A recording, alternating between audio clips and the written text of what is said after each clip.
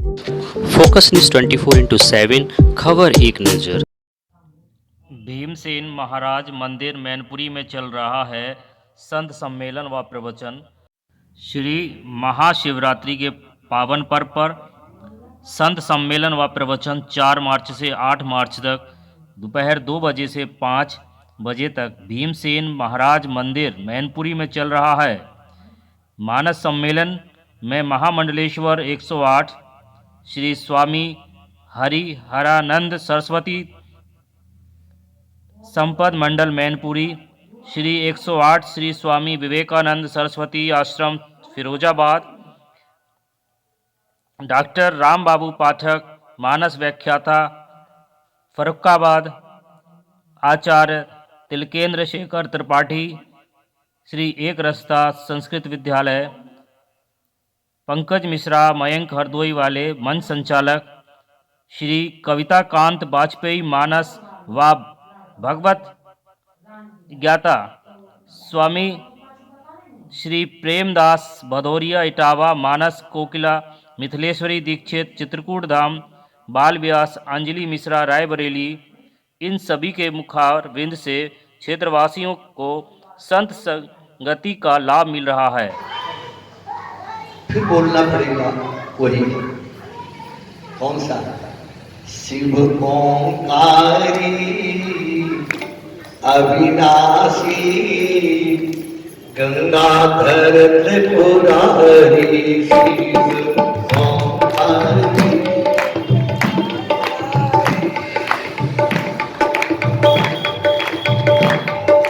शिव ओंकारी अविनाशी गंगाधर त्रिपुरारी,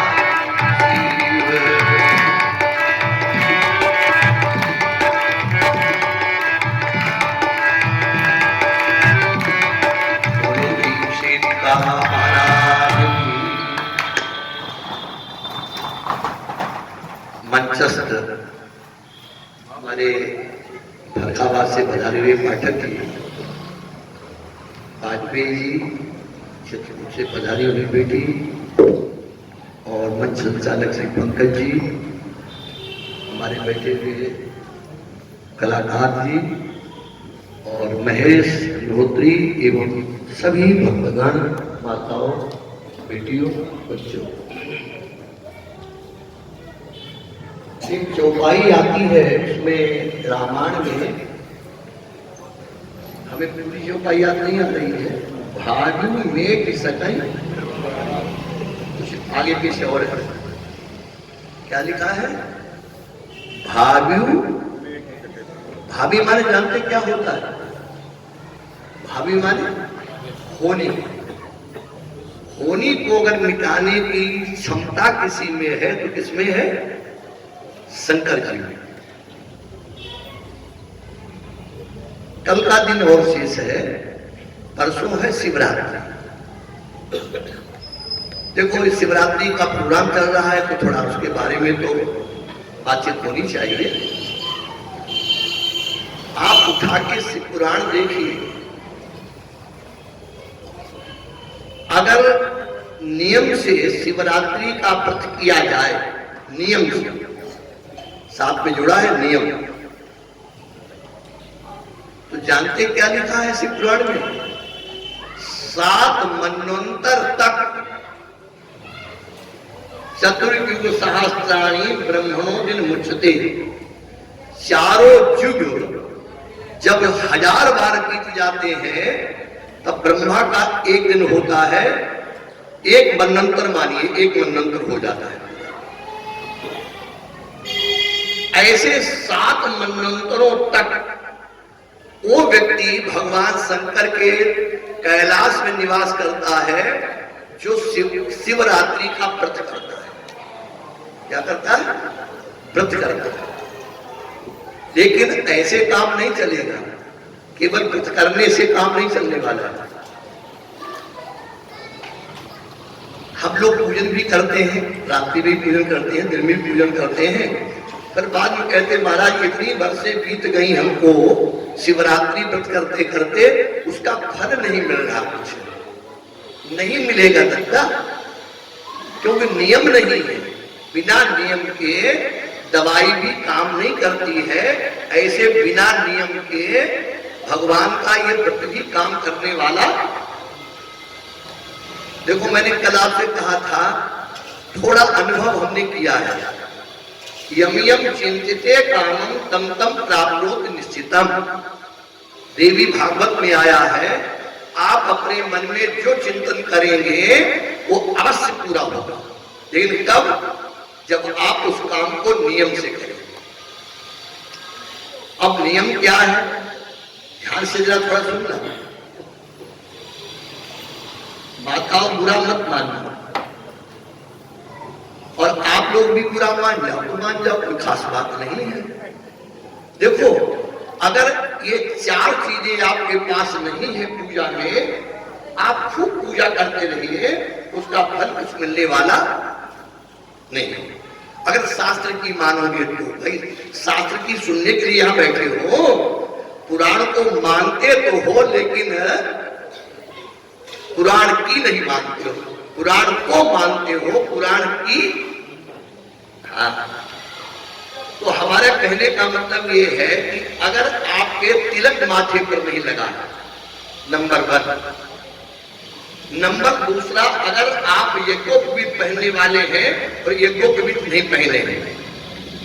नंबर 3, अगर आप चोटी नहीं रखाते हैं तो। और नंबर 4, अगर आपके गधा पर अंगूछा नहीं पड़ा है। अंगूछा जानते हो, वही बात। ये 4 बातें अगर नहीं है तो आप कितनी भी पूजा करिए, आपको पूजा का फल 0/0। ब्रह्म वैवर्त पुराण कहता है, स्नानम दानम तपो होमम देवता विद्विकर्म च सर्वम निष्फलम यान्ति ललाटम तिलकम विना। ये किसने लिखा है? ब्रह्म वैवर्त पुराण। स्नान कितना भी आप दान करिए, खूब गंगा नहाइए, जमजम दान करिए, कितना भी सोना चांदी का दान करिए, तपस्या करिए, माला फेरिए खूब। कल मुझे याद नहीं आ रहा था, एक बात मैं कहने वाला था और बाद में याद आया मुझे। पूजा क्या है? इबादत ये नहीं है, इबादत माने पूजा। इबादत ये नहीं है केवल माला घुमा देना। इबादत ये नहीं है केवल माला घुमा देना। तो फिर इबादत माने पूजा क्या है? इबादत ये है रोते को हंसा देना। इबादत ये है भूखे को खिला देना। इबादत ये है उजड़े को बसा देना। इबादत ये नहीं है केवल माला फिरा देना। अरे कंजूसों, ताली बजाओ, ढोल बजाओ। अच्छी, हम ज्यादा बुराई भी नहीं कर सकते मैनपुरी। क्यों? मैनपुरी ऐसी है कि हम बूढ़े होने आए हैं लेकिन मैनपुरी ने छोड़ा नहीं है। अब देखो, इसके बाद में 1 अप्रैल से कथा है बैंक कॉलोनी मैनपुरी, 11 तारीख से कथा मैनपुरी में आवास विकास। उसके बाद 13 मई से प्रोग्राम है झारखंड में। है तो बहुत दूर, लेकिन हमारा मन चला कर झारखंड में जाए। मैंने एक बात कही थी, यम यम चिंतिते कामम तम तम प्राप्नोति निश्चितम। अनुभव की बात बताता हूँ। हमारा एक बार मन हुआ कि बड़े बड़े पंडित सब पूरे भारतवर्ष में कथा करते हैं, हमको कोई भी घुमा देता पूरा भारत। देखिए, पहले सुल्तान में कथा हुई, वहीं से प्रोग्राम बना, बद्रीनाथ में गए, उसके बाद में जगन्नाथपुरी में कथा करने गए, उसके बाद रामेश्वर में कथा करने गए, उसके बाद में द्वारिकापुरी कथा करने गए, उसके बाद में चित्रकूट में गए, फिर गया में गए और अब अयोध्या तक बना रहा है। ये क्या है? कौन से हम बड़े पंडित भैया, मैं तो जानते हैं, हमको जाता जाता तो है नहीं, फिर भी क्यों मेरा मन हुआ, लेकिन मन से काम नहीं चलता है। मन से काम नहीं। अगर आप भजन सही करेंगे मेरा पूरा विश्वास है नियम से। माताओं एक बात और याद रखो, कभी भी कथा में बैठो और रोटी बनाओ तो कामों का ध्यान रखना, फिर देखिए अपने घर की बरकत। दो काम करने आपको, कथा में जब कथा सुनने बैठो कभी भी सिर खोल के मत बैठना। स्त्री का सिर खोल के बैठना उसके संपूर्ण गुणों को नष्ट करने जैसा। और दूसरे, जब रोटी बनाओ तो सर को ढक के बनाना। ये बड़े बड़े वक्ता आते सब ये बताते, तुम सुनती ना तो हम क्या करें। फिर माता घर ठीक बैठे, हम ही लोग ऐसे बैठे। और ये गोविंद भगवान की।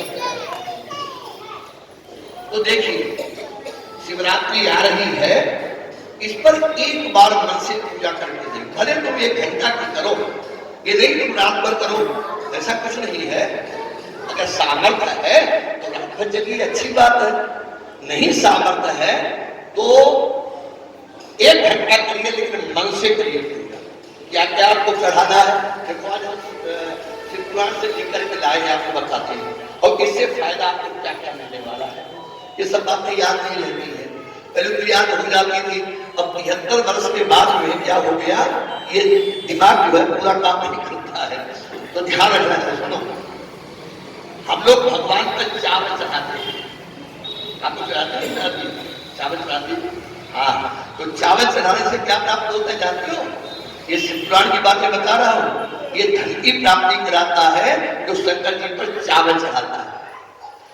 काले तिल चढ़ाने से क्या होता है?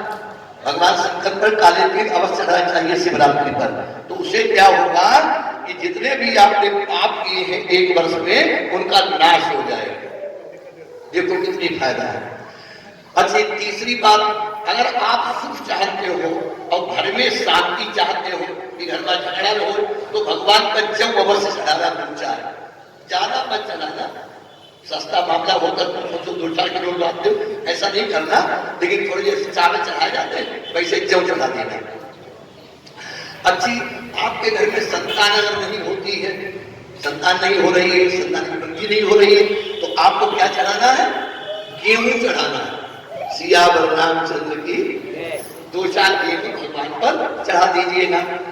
और देखिए, अगर घर में किसी को बुखार आ रहा, बहुत तेज नहीं उतर रहा है, दवाई से भी नहीं उतर रहा है, तो क्या लिखा है? भगवान शंकर पर जल चढ़ाओ और चढ़ा करके जहां पर जल मिलता है जलहरी से, वो थोड़ा जल ले जा करके उस व्यक्ति के सर पर लगा दीजिएगा, बुखार तुरंत हो जाएगा। करके देख लेना। अच्छा देखिए, अगर आपका दिमाग कमजोर हो गया है, दिमाग काम नहीं कर रहा है, जैसे हमारी किसी, तो क्या करिए? भगवान का शक्कर चढ़ाइए। हम पंडित लोग, बड़े लोग भी होते हैं, शक्कर आती 40 रुपए किलो, हमने कभी शक्कर चढ़ाई नहीं। ये कल जब शिव पुराण पढ़ रहा था तो ये मिला, तो हमने कहा भैया हम भी चढ़ाएंगे। तो शक्कर चढ़ाने से दिमाग तेज हो जाता है। अब देखिए, अगर तुम्हें आनंद चाहिए, सुख नहीं आनंद, सुख और आनंद में जमीन आसमान का अंतर है। सब सुख है लेकिन चैन नहीं। द्वारे पर मोटर कार खड़ी, सुंदर सा बंगला बना हुआ, घर में रोटी की कमी नहीं, सब सुख है लेकिन चैन नहीं। नोटों से भरी तिजोरी है, मन कहता ये तो थोड़ी है, सब सुख है लेकिन चैन नहीं। तो चैन माने आनंद। अगर आनंद तुम्हें प्राप्त करना है तो क्या करना है? गन्ने के रस से भगवान का अभिषेक करना है। गन्ने के रस से जो अभिषेक करते हैं उनको आनंद आने लगता है। अब 2 चीजें चाहिए कि हमें सुख संपत्ति भी मिल जाए और हमें मोक्ष मिल जाए। दोनों चीजें अगर चाहिए तुम्हें तो क्या करना है? गंगा जल से भगवान का अभिषेक करिए। दोनों चीजें गंगा जल से चढ़ाने से दोनों चीजें मिलती हैं। क्या क्या? भोग भी मिलता है, हमारे संसार में सुख संपत्ति मिलती है, और क्या मिलता है? मोक्ष मिलता है, मुक्ति मिल जाती है। और देखो शहद से क्या होता है? शहद चढ़ाया जाता है शंकर जी पर। अगर किसी को टीबी हो गया है, कैंसर की उम्मीद लग रही है, ऐसे जब बड़े बड़े घातक रोग हो जाए तो शिव पुराण कहता है उसमें शहद चढ़ाया जाता है। शहद चढ़ाने से टीबी रोग समाप्त हो जाता है। अच्छी अगर तुम्हें वाहन की आवश्यकता है, यदि मोटरसाइकिल मिल जाए या 4 पहिया वाली गाड़ी मिल जाए, अगर 4 पहिया वाली गाड़ी चाहते हो तो क्या करना है, चमेली के फूल शंकर जी पर चढ़ाओ। अब एक नाव चढ़ाई दिए तो वाहन मिल जाए, वाहन आता है इस समय लाखों रुपया में, तो कम से कम 1 महीना 2 महीना 4 महीना। हमारी आपकी आदत क्या हो गई है कि हथेली पर जब जाना चाहते हो, ऐसा नहीं चलता है भैया। गेहूं बोते हो कार्तिक में और काटते को बैसाख में, समय थोड़ा लगता है। अब देखो, अगर तुम्हें विष्णु की प्राप्ति करनी है कि विष्णु भगवान हमें प्राप्त हो जाए, तो जो अरसी का फूल होता है, अरसी जानते हो, ये खेतों में नहीं होती लड़की, इसका फूल चढ़ाने से विष्णु भगवान की प्राप्ति भगवान शंकर जी करा देते हैं। और एक समीप पत्र शुकरिया, उसको क्या बोलते हैं, समीप पत्र। समीप पत्र अगर भगवान शंकर पर आप शिवरात्रि पर चढ़ाओगे तो क्या होगा, मोक्ष की प्राप्ति ये भी कराता है। और बेला के फूल, अगर आपको सुंदर पत्नी चाहिए, कारी कौशिदाई चाहिए, तो क्या करना पड़ेगा, भगवान शंकर पर बेला के फूल चढ़ाने पड़ेंगे। और अन्न की अगर कमी घर में होती है, अन्न के लिए अगर आप परेशान हो, अन्न के लिए दुखी हो, तो क्या करना पड़ेगा, चूही का फूल चढ़ाना पड़ेगा आपको शंकर जी पर। और देखिए, अगर आपको नए वस्त्र चाहिए कि नए नए वस्त्र मिले, तो क्या करना है, कनेर के फूल चढ़ाना। कनेर माने ये कड़ैल शायद होता है हमारे से, उसको कड़ैल कहते हैं घर की वैसी भाषा में, कड़ैल का फूल। और अगर सुख संपत्ति प्राप्ति करनी है तो हरिशंगार का फूल भी चढ़ा सकते हो। और धतूरा क्यों चढ़ाया जाता है, जानते नहीं शंकर जी पर, धतूरा चढ़ाने क्या मिलता है, अगर सुयोग के पुत्र आपको चाहिए कि हमारे पुत्र अगर अच्छा हो जाए, और अगर है अब वो दुष्ट है, अगर बच्चे की दुष्टता आपको दूर करनी है, अच्छे रास्ते पर आपको लाना है, तो आप भगवान पर क्या करिए, धतूरा चढ़ाइए। कब, वैसे चढ़ाता रहिए, लेकिन शिवरात्रि की बात ये बता रहा हूं, ठीक है। अब थोड़ी दो बातें और बता दो। ये अन्नदान करने से क्या होता है जानते हो, अन्नदान करने से जितने दाने आपने दान किए हैं, जैसे गेहूं दान किया है, चावल दान किए, उसमें जितने दाने हैं, क्या लिखा है, उतनी संख्या तक शिवलोक में निवास करता है। और देखिए, अगर आपने गौदान किया है तो गौ के शरीर में जितने रोए हैं उतने दिन उसको विश्वलोक में निवास मिलता है। और छाता दान अगर तुमने किया है, ये सब बातें शिवरात्रि में बता रहा हूं, अगर तुमने छाता का दान किया है तो 10,000 वर्षों तक आपको बड़लोक में निवास करने का अवसर मिलेगा। और अगर आपने शालिग्राम भगवान की बटिया ठाकुर जी महाराज को और साथ में वस्त्र लगा करके दान किया है, तो जब तक सूर्य चंद्रमा पृथ्वी पर चमकेंगे तब तक आप शिव के लोक में निवास करेंगे। अगर आपने तिल का दान कर दिया है तो भी शिवलोक में निवास करेंगे। और देखो, ये बहुत सच्ची बात बताए, अगर बैसाख के महीने में आपने सत्तू का दान कर दिया, क्या का दान, सत्तू जानते हो,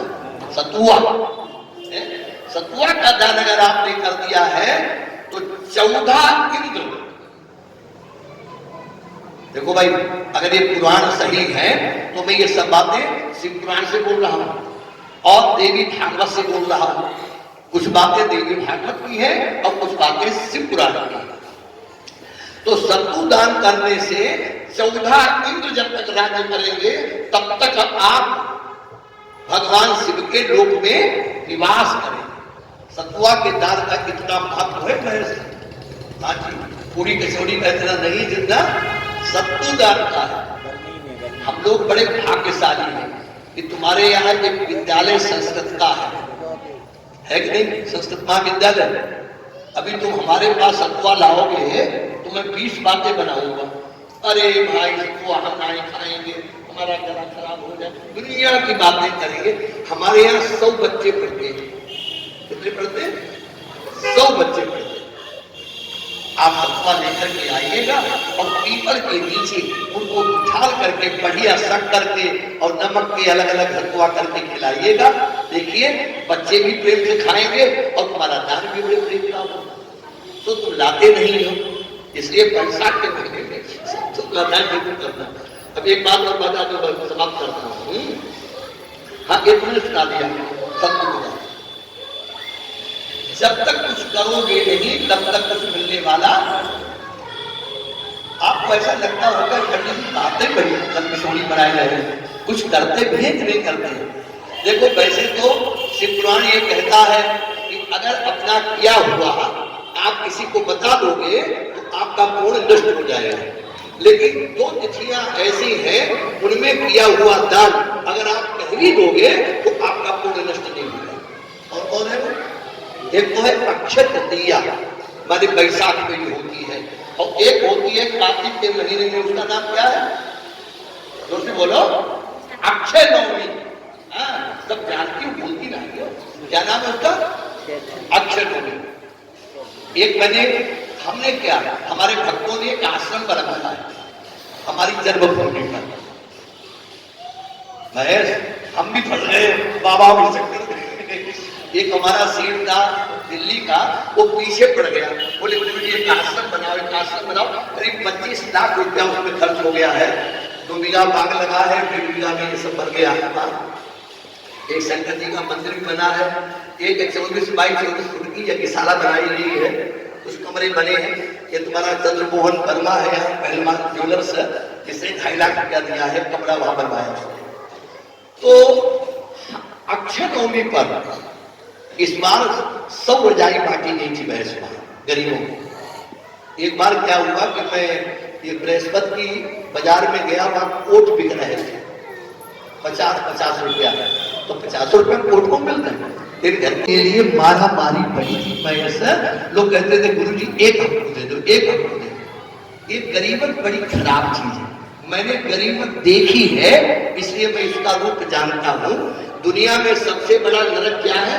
गरीबत। इसलिए गरीबों की सेवा का नाम है दरिद्र नारायण। सेवा करना परम धर्म है। इसलिए हर साल मैं अक्षय नवमी पर वहां पर लगभग 150-200 साड़ियां, कुछ रजाई, गद्दे या कंबल, ये सब भक्त लोग आते हैं बाहर से, सब वहां बांटते हैं। तो प्रेरणा तो हमारी होती है, रुपया मेरा एक नहीं लगता है, बांटने वाले दूसरे हैं, इसलिए हमें कोई पापनाई कहने को लगी, बांटने वाले भक्त लोग हैं। इसलिए मैं ये बात आप लोग से बताता हूँ कि बड़ी बड़ा नहीं बताता हूँ, इसलिए बता रहा हूँ कि कुछ करके देखो, तभी आनंद मिलेगा। बिना करे कुछ मिलने वाला। बोलिए गोविंद भगवान की। कल थोड़ी शंकर जी की बातें और सुनाऊंगा, परसों से हमारी कथा। बोलिए गोविंद भगवान की। अविनाशी गंगाधर त्रिपुरारी शिव ओंकारी।